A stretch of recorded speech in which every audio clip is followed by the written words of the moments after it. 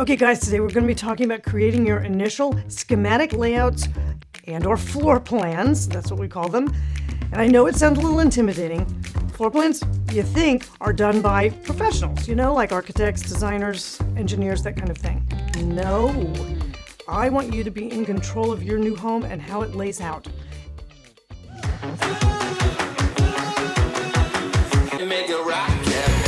All of you need to understand layouts and floor plans. But what are they and what's the difference, okay? Both layouts and floor plans are what we call scaled diagrams of a room or a building, which is seen from above, okay? So when we're talking about floor plan view, you are looking down on the space. There's another set of drawings that we'll also review called elevations, but that's further down the road. Right now, just layouts and plans. Think about you're looking down on the drawing of the floor plan, okay?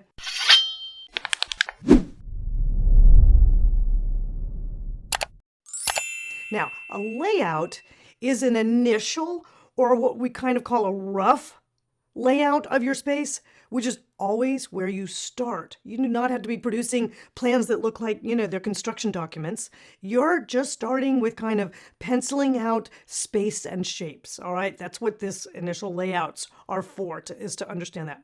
The floor plan's the next version, which is where you begin to refine those details. Here's the deal. There's a lot of things you want to do if you're going to start working with an architect, and knowing a basic layout of kind of what you want is super important. It's also important to give him programming requirements, images for what you want it to look like outside the building. All of those things are important as well. But just like a design professional, the more you give them about what it is you want, imagery-wise, and an understanding of that, the better job they'll do for you for less. And it'll take less time. All right. So if you've never touched a layout or a floor plan before, kind of where do you start? Let's kind of go with that. I'm going to tell you that you have two choices. You can either just jump right in with a digital plan like Design Planner, which we have in Design Space, and the links are accessible down below to you.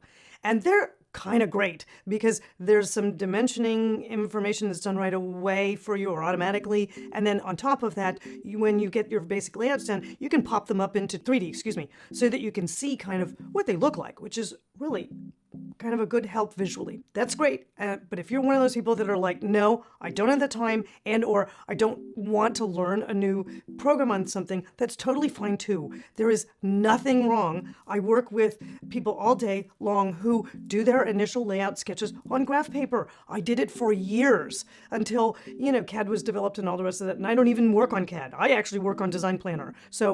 But I love graph paper. I keep it with me all the time when I'm sketching.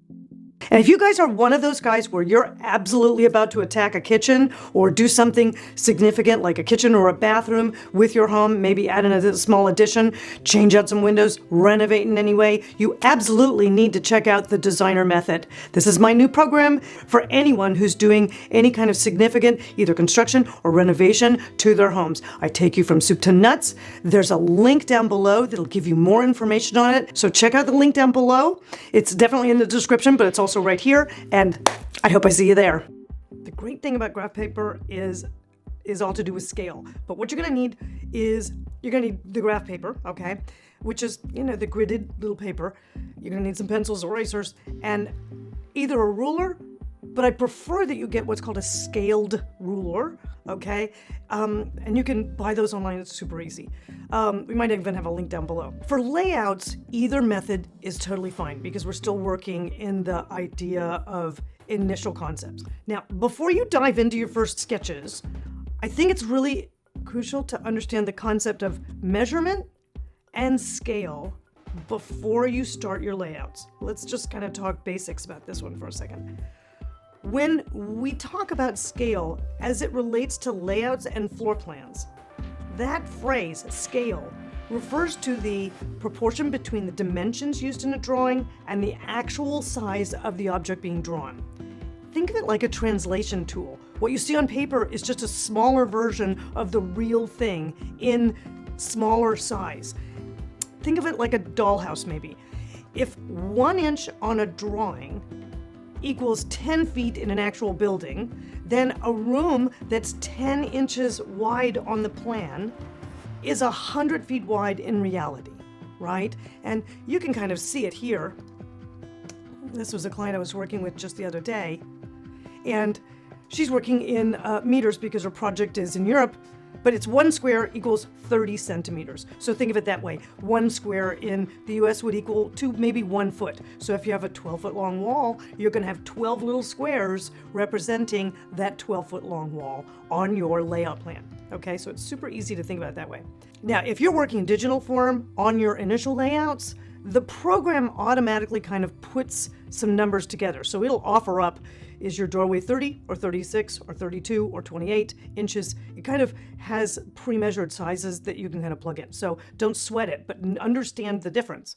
That's scale. Let's talk about measurements and how you get the measurements and dimensions that you're going to need to translate your home idea or your home onto paper, okay? So if you don't have an accurate architectural plan for your project already being provided to you by the architect or the builder or whatever, and you're in an existing space or home, you're going to need to do something called field measuring, all right? Now, there's a bunch of documents down below in the resource things that will talk a little bit about how to get dimensioning, how to know about space planning, those kinds of things. But there's in particular one on how to field measure your home.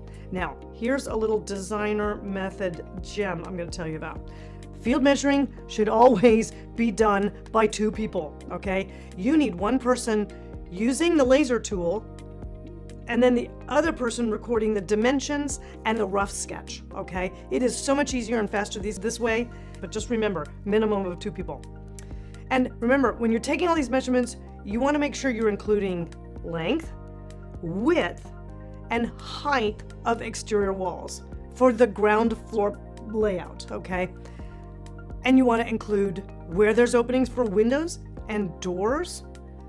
And then when you go inside, you want to know where those rooms lay out in the space and where the windows and doors are as they relate to it, and kind of the dimensioning of things like the sill and the ceiling height. There's all kinds of notations that you might want to be making on your rough sketch plans. You can see it here. She's done the doorway, and then there's 119 of the doorway, and then there's another 80 centimeters that are on the other side. So make sure that you're recording all of this kind of information, because when you get back in, you're going to draw it to scale for your first layout. So field measurements, very important if you can't find the plan or if you don't have a plan. So that's absolutely crucial.